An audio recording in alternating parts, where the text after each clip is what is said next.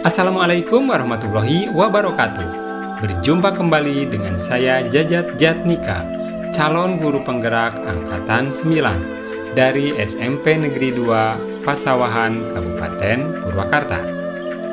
Video yang saya sajikan ini merupakan kesimpulan dan refleksi pemikiran Ki Hajar Dewantara, Modul 1.1 Koneksi Antar Materi, Pendidikan Guru Penggerak Angkatan 9. Pendidikan dan pengajaran tidaklah sama. Menurut Ki Hajar Dewantara, pengajaran adalah bagian dari pendidikan. Pengajaran merupakan proses pendidikan dalam memberi ilmu atau berfaedah untuk kecakapan hidup anak secara lahir dan batin. Pendidikan memberi tuntunan terhadap segala kekuatan kodrat yang dimiliki anak, agar dia mampu mencapai keselamatan dan kebahagiaan yang setinggi-tingginya, baik sebagai seorang manusia maupun sebagai anggota masyarakat. Pendidikan adalah tempat persemaian benih-benih kebudayaan dalam masyarakat. Apa yang Anda percaya tentang murid dan pembelajaran di kelas sebelum Anda mempelajari modul 1.1? Sebelum mempelajari modul 1.1, pembelajaran yang saya lakukan masih berpusat pada guru. Guru dianggap sebagai satu-satunya sumber belajar. Metode pembelajaran masih didominasi oleh aktivitas guru yang berupa ceramah. Murid hanya duduk rapi mendengarkan apa yang disampaikan oleh guru. Penilaian pembelajaran hanya pada aspek kognitif saja, dengan mengabaikan aspek-aspek yang lainnya. Pembelajaran seragam untuk semua murid, dengan mengabaikan karakteristik murid yang beragam. Murid dianggap tuntas jika mereka berhasil mencapai kriteria ketuntasan minimal.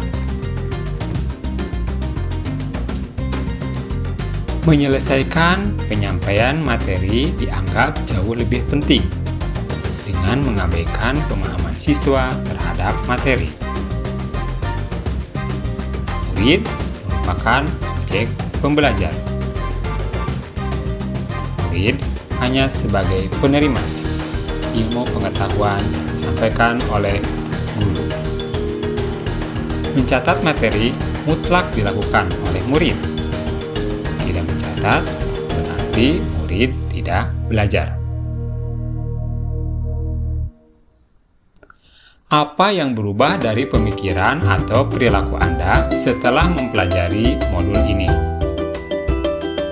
Yang berubah dalam pemikiran saya setelah mempelajari modul 1.1 ini adalah pembelajaran lebih berpusat pada murid. Gunakan berbagai sumber belajar yang tersedia.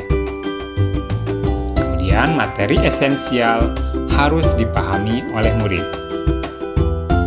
Murid harus benar-benar paham terhadap materi yang disampaikan oleh guru terkait materi-materi esensial dari pembelajaran. Penilaian melibatkan semua aspek, tidak hanya cenderung kepada aspek kognitif saja, dengan memperhatikan pula aspek yang lain seperti penilaian afektif. Setiap murid memiliki karakteristik yang beragam. Saya harus memahami itu. Kemudian, menyediakan berbagai metode pembelajaran yang sesuai dengan karakteristik murid. Murid memiliki kecepatan belajar yang berbeda-beda. Saya harus mampu menyesuaikan pembelajaran sesuai dengan kemampuan mereka. Saya harus menyediakan program remedial dan pengayaan sebagai treatment terhadap perbedaan pembelajaran murid. Kemudian pembelajaran berdiferensiasi. Hal ini dilakukan agar kebutuhan pembelajaran murid dapat terpenuhi. Memberikan pembelajaran yang bermakna kepada murid. Murid adalah subjek pembelajar.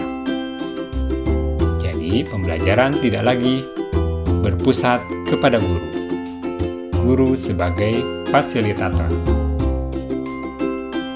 Pemahaman materi pembelajaran jauh lebih penting dari sekadar mencatat materi pembelajaran dan menghafalnya.